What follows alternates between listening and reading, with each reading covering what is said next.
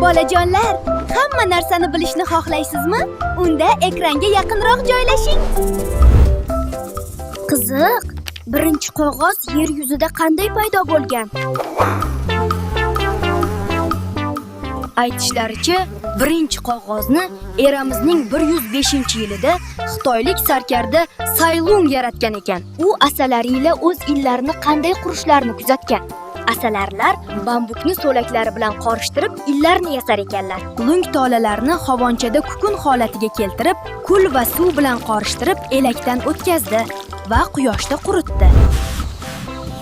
Qurigan moddani tosh bilan tekisladi va birinchi qog'oz paydo bo'ldi.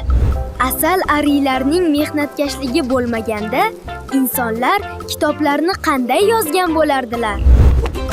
Bilag'on Ali, Ali, hamma savolga javob topadi.